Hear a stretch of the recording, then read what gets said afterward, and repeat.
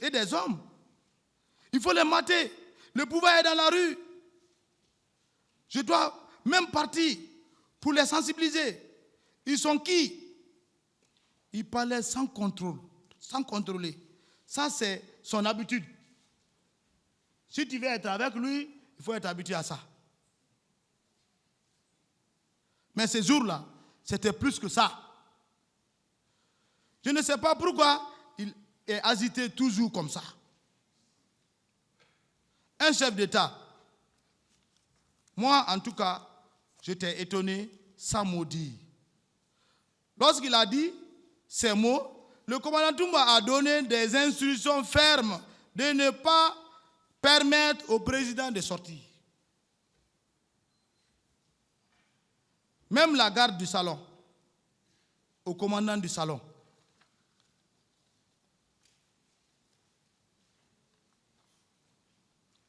Le commandant du salon s'appelait Mohamed Kondé Di Escobar, un homme loyal, discipliné, malgré son niveau de titre. J'ai beaucoup parlé de lui ce matin.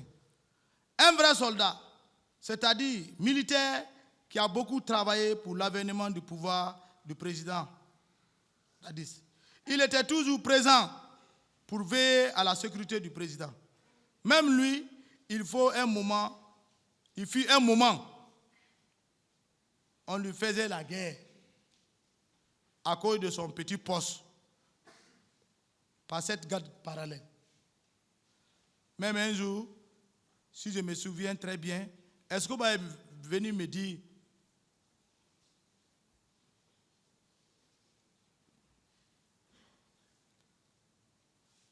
qu'on veut l'enlever au salon comme commandant du salon du président? C'est moi, Marcel, qui est venu dire la vérité au président Dadis. Si tu fais cela, ce n'est pas du tout bon. Tu as commencé à nous trahir. Je l'ai dit la vérité.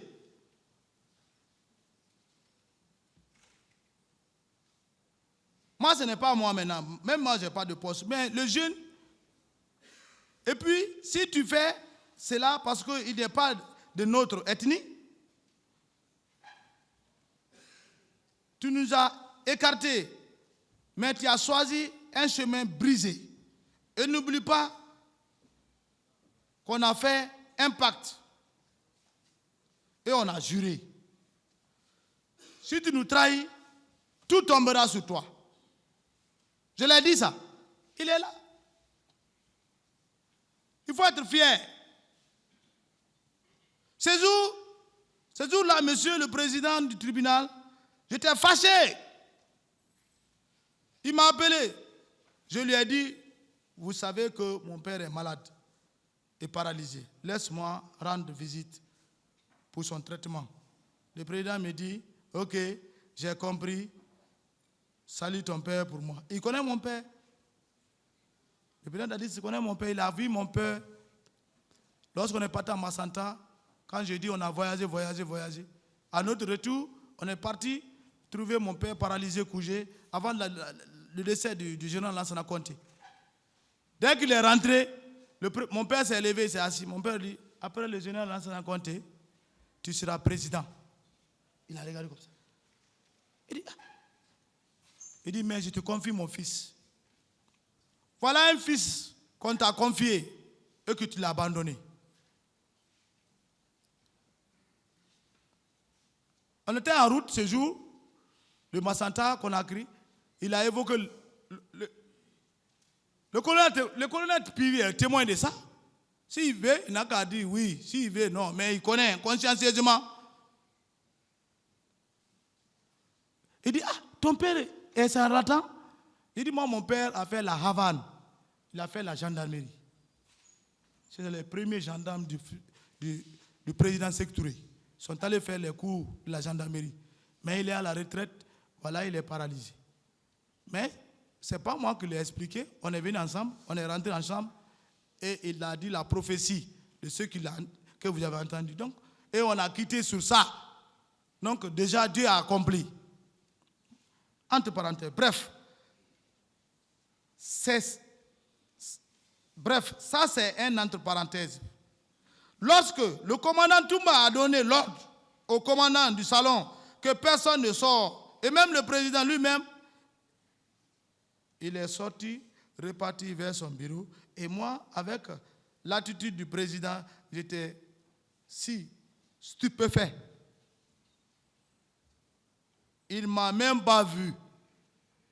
Tellement qu'il a hésité. J'étais arrêté seulement au coin. Je le regarde. J'ai dit, ah, c'est l'homme-là qu'on a choisi pour être président. J'étais déçu. J'ai dit au commandant du salon que moi, je rentre chez moi, au domicile, qui est toujours au camp. Je ne sais pas si Escobar même a pris prendre attention sur ma parole. Parce que lui-même était surpris de l'attitude du président.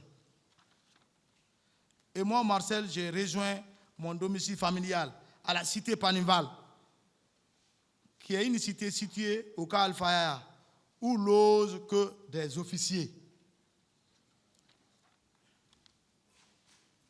Monsieur le président du tribunal et les assesseurs, monsieur le procureur et substitut, étant chez moi à la cité Panival, située au sein du Cas Alpha Diallo, j'ai pris place à la véranda qui fait face à la grande route qui traverse le camp. Mon père m'a appelé qu'il veut prendre un peu de l'air. Ça, c'est le matin. Ça, c'est le matin. Qu'il peut prendre de l'air en lui faisant promener un peu dans la cité pour prendre de l'air. Il me dit de lui porter sur sa bicyclette d'handicap pour les handicapés. Je n'ai même pas retardé, j'ai pas retardé ça. Je suis habitué à faire ça. Quand je viens à la maison, je trouve mon père, je le mets dans son siège de vélo là, d'handicap là, je le fais promener moi-même. Il aimait ça, parce qu'il est habitué au Cas Alpha, ça fait longtemps, il est avec moi. Donc, c'est dans ça, j'ai ordonné à un neveu de m'aider, et c'est ce qu'il fut fait. J'ai pris moi-même, accompagné de mon neveu, pour le faire promener un peu dans la cité. Et mon père m'a demandé, pourquoi tu étais absent dans les 2 jours là? J'ai juste répondu, ah papa, vous savez que garder un président de la République, ce n'est pas du tout facile. Mon père me répond, mon fils, tu as raison. Je ne pouvais pas le dire, j'ai fait un accident, tant, voilà, quelqu'un qui est paralysé, on veut même stabiliser les mémoires.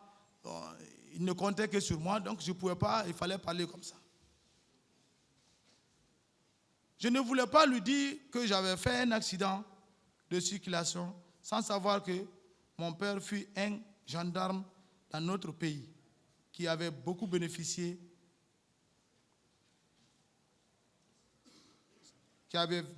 sa retraite depuis 1994. Il s'appelait adjudant-chef Bernard Guilavogui. Il fut retraité grade adjudant-chef.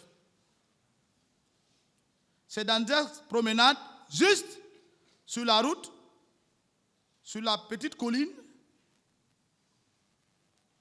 une bretelle qui quitte la grande route et qui vire vers la cité Panival.